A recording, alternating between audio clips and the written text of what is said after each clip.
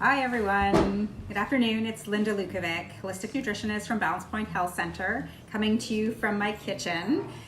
Gosh, how many of you are spending just like way too much time in your kitchens these days?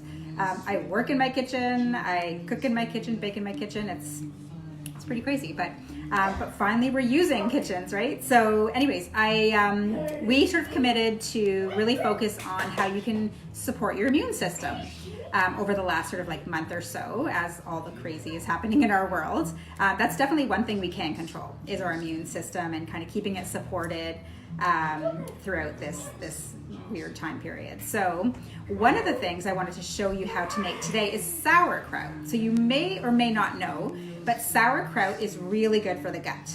And it's considered a probiotic food. And your body always does better when it gets its probiotics through food versus a supplement. I mean, you need both depending on what you're dealing with, but when you can implement a food into your daily routine, you're gonna find that you just experience a lot more, great overall health.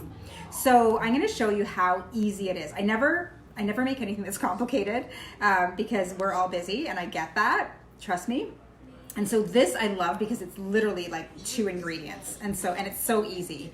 And I don't have a lot of equipment in my kitchen. I literally just use my knife and a potato masher. And that's all you really need, plus your cabbage. So first, why don't we talk about why your gut helps your immune system. So I mentioned immune system. So believe it or not, but 70 to 80% of your immune cells reside in your gut. So if your gut is imbalanced, it can affect your immune system. It can also affect your nervous system and other systems in the body. So often when you come into the clinic and you're really not feeling great, one of the first places we look is your digestion and your gut health.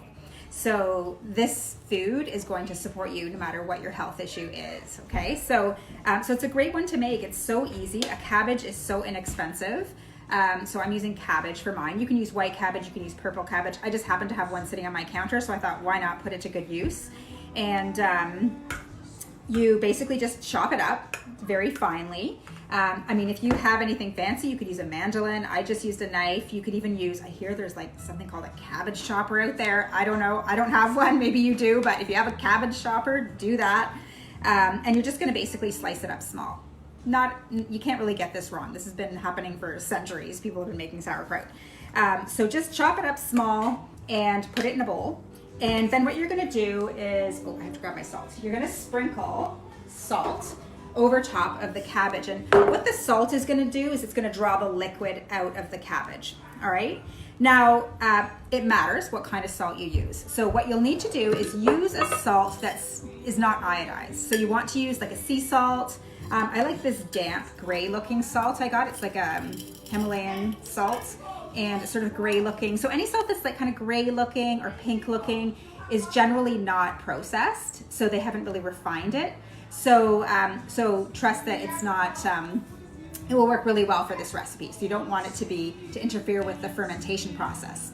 And if it's been iodized, then it will interfere with that fermentation. So we want a natural salt. And so I basically just used about half of this cabbage. Okay, so it's sort of a smallish, medium-sized cabbage. And I used half, and I put about 1 tablespoon of sea salt on top of the cabbage. So for a whole head of cabbage, maybe about 2 tablespoons. And you're basically just gonna sprinkle it all over the cabbage and then you're gonna get in there with your hands. So we're all really good at washing our hands now, right? We've got that mastered. So you're gonna make sure your hands are really, really clean. And you can get in there and you can massage the cabbage, mix it up, scrunch it. Basically, you're gonna wanna bruise it. Okay, with this recipe, it's okay to like damage it and bruise it. You're gonna really get in there. If you don't wanna use your hands, that's fine. You can use a potato masher and you're just gonna wanna press it down. What you're trying to do is, again, get the liquid out of it, all right? Because that's gonna help with the fermentation. Now, it's gonna be about 5 minutes of squishing. You can like get one of your family members to do it, get your kids to do it, your husband, whatever. It's an easy job, but that's it, you guys. That's all you have to do for the first part. Now, then what you're gonna need is a container for it to do its fermentation in it. So I just have an old, a mason jar here. All right, so I'm gonna use this. So that's the next step, is once you have enough cabbage, now you'll need enough liquid so that when you put the cabbage in the jar, it's covered with the liquid. Okay, so that's really important because if cabbage is sticking up the top and it's not covered in liquid, you can get bad bacteria in there and it could go moldy. So you don't want that. You want to make sure all the cabbage is completely covered. So I'm just going to basically shove the cabbage into this jar. Okay, and then I'm going to pour the liquid on top. Now, you can do a couple of different jars. I like using small jars as well. I've got one of those like fridges that aren't that deep, you know, they're kind of shallow. They're the counter depth ones, and they don't fit that much stuff. So I like to use smaller jars. And so, you know, do what works. But you'll want to make sure that when you are digging in there to use your sauerkraut, that you never double dip. So never use a fork that's been in anything else, or a spoon or a knife or whatever, because you have to be really careful with not introducing any bad bacteria into the sauerkraut once it's done. Because again, it's going to sort of wreck the health benefits of that sauerkraut. So I haven't used it all, but I'm almost to the top here. So I'm just gonna pour the liquid in. I love purple cabbage. Anyone else? It's just so pretty. You can add so many things to this. You can get fancy. You could add garlic, you can add ginger. Some people like to add caraway seeds. I'm gonna keep this one super simple because I'm gonna make my kids eat it. I haven't really made them eat this yet, but they're going to. And it's just so good. And really, I like to encourage my clients to eat sauerkraut, especially in the winter months when you're not eating a lot of raw foods, because this is going to give those enzymes and that, you know, that the probiotics and the prebiotics to really help you digest your food and improve your digestion overall. So, so you'll definitely want to do this like in the winter months. Okay, because your body doesn't actually want raw foods in the winter, and so it's really important to eat for the seasons for optimal health. All right, so I'm gonna get all the fluid in there. You know what, if you don't have enough fluid, you guys, all you have to do is top it up with some additional spring water. So don't use water out of your tap because there's chlorine in it, and you don't want the chlorine because it's gonna sort of mess with the health benefits as well. Hey there. So I'm noticing that mine's not really covered in enough liquid, so I'm gonna add a little bit more spring water. Now, different people do different things here. You could salt the water ahead of time to make sure that you've got enough salt in there, but I put enough salt in, so I'm good. I'm just gonna make sure it's covered with enough liquid. Some people, I saw one woman who actually blends the core of the cabbage. So I didn't use the core, but you can blend the core of the cabbage with an apple and then pour that in and create a liquid, and it gives it a little bit more sweet taste. That sounds awesome. I might try that next time. Now, what I forgot to tell you is before you cut your cabbage, you want to take a few layers of leaves off. So I've got some layers of the leaves to the side here. If you're using cabbage that's not organic, make sure you take the outer layers off, throw them out, and then just use the next couple of layers down. You want to make sure that we're not putting any pesticides in there. Wash your cabbage well, the outside of it, especially now. And then you're going to take those inner leaves and you could break them up. So what you're going to use these for is like a barrier to keep the air out, because you want your cabbage to have no access to air in your container. I'm probably going to add a little bit more cabbage.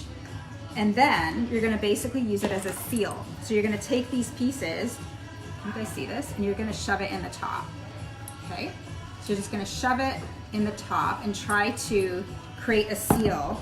Now, you could use plastic as well. You can use anything really, but I kind of like the idea of using cabbage because then you're also getting the nutrition of the cabbage leaves into, we have a visitor.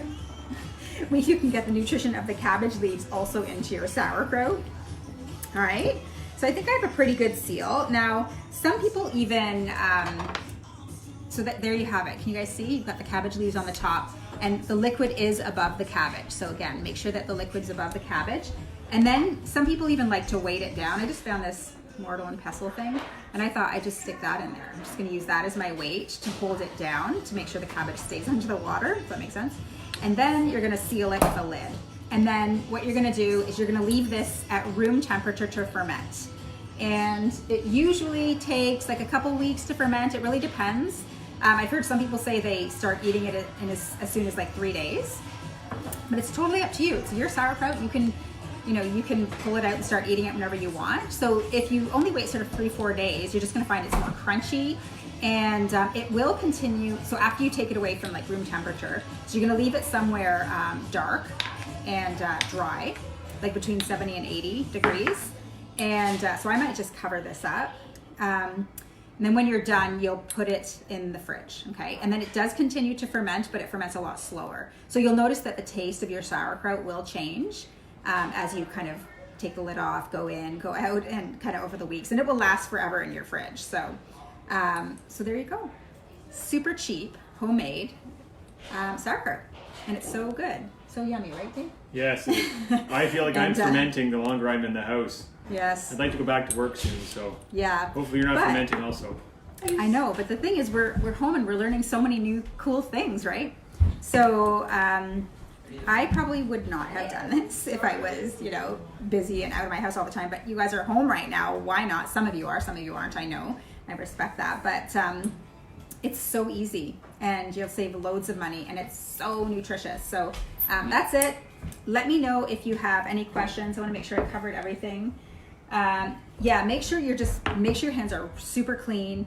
Cabbage is super clean. Everything's clean, so you don't introduce any bad bacteria in there, because ultimately this is going to be supportive to our gut health. So we want it to be really clean and loaded with those healthy probiotics, so the good guys.